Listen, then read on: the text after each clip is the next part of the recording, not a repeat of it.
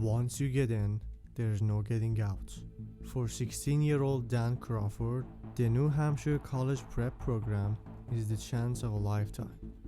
Except that when Dan arrives, he finds that the usual summer housing has been closed, forcing students to stay in the crumbling Brookline dorm, formerly a psychiatric hospital. As Dan and his new friends Abby and Jordan start exploring Brookline's twisty halls and hidden basement, they uncover disturbing secrets about what really went on here. Secrets that link Dan and his friends to the asylum's dark past.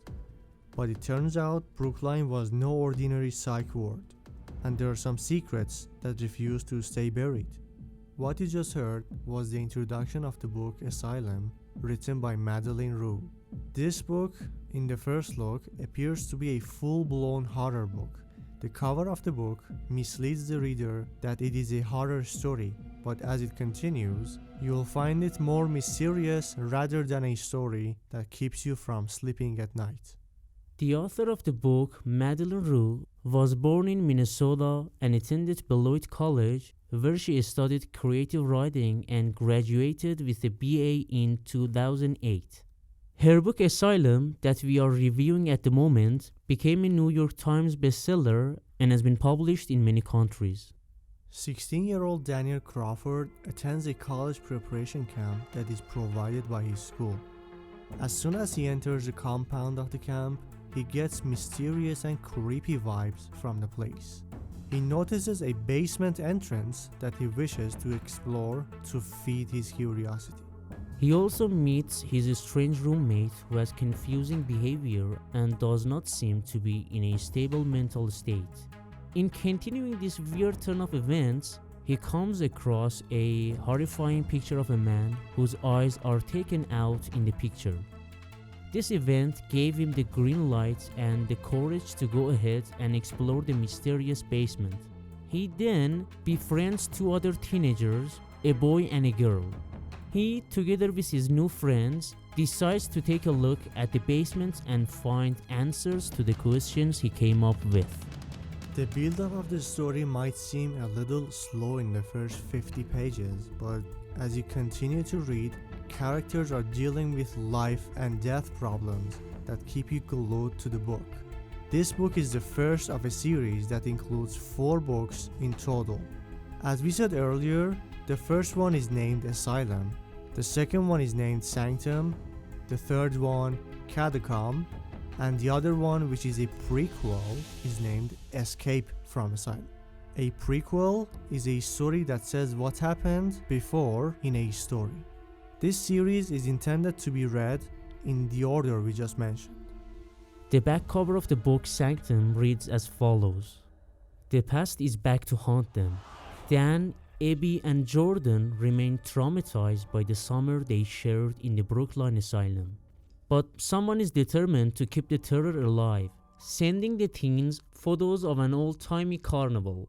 Finally, Dan receives a list of coordinates pointing to abandoned houses in the town near Brookline, and he is convinced that the only way to end this nightmare once and for all is to follow the trail. But when Dan and his friends arrive under the guise of a prospective students' weekend, they discover that the carnival from their photos isn't just real, it's here on campus, and that's just where the terrors begin. The back cover of the book Catacomb reads as follows. Sometimes the past is better off buried. Senior year is finally over. After all they've been through, Dan, Abby, and Jordan are excited to take one last road trip together, and they're just not going to think about what will happen when the summer ends. But on their way to visit Jordan's uncle in New Orleans, the 3 friends notice that someone appears to be following them. Then, Dan starts receiving phone messages from someone he didn't expect to hear from again, someone who died last Halloween. As these strange occurrences escalate, Dan is forced to accept that everything that has happened to him in the past year may not be a coincidence, but fate. A fate that ties Dan to a group called the Bone Artists, who have a sinister fascination with notorious killers of the past. Now, Dan's only hope is that he will make it out of his senior trip alive. The back cover of the book Escape from Asylum reads as follows. Ricky Desmond doesn't belong in the Brookline Asylum. His parents sent him here because they think he's a deviant and that he can be cured. But Ricky knows there is no cure for what he has. Soon after he arrives, Ricky learns that being locked up against his will is only the beginning of his problems. Rumor has it that the Brooklyn warden authorizes treatments that aren't entirely human. That he's a butcher, a monster. And if the screams Ricky hears coming from the basement are any indication, the rumors are an understatement. Now, with the help of a nurse who feels just as trapped in Brookline as he does, Ricky must escape before the asylum claims his sanity or his life. Set long before Dan, Abby, and Jordan ever walked the hallways of the Brookline Asylum, back when it was still a functioning psych ward and not a dorm, Escape from Asylum is a mind-bending and scary installment in the Asylum series that can stand on its own for new readers or provide missing puzzle pieces for series fans. The total number of pages of the book Asylum is 310 pages, and the series as a whole amounts to 1,323 pages. There is something fascinating about this series, and it is the fact that the story is not narrated just through the script. The images that are included in this series help the reader to feel the same way as the characters. These images include about 20 to 30 pages of each book. Language learners ranging from the B2 to C1 levels can very easily handle the vocabulary level included in these books. However, language learners from the B1 level will also find the series informative and entertaining. The readers' ratings on Google Play, Amazon, and many other platforms are all above 4 out of 5.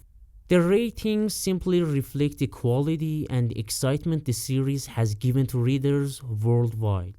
This channel, Fیوچریستیک English, rates the series 4.6 out of 5.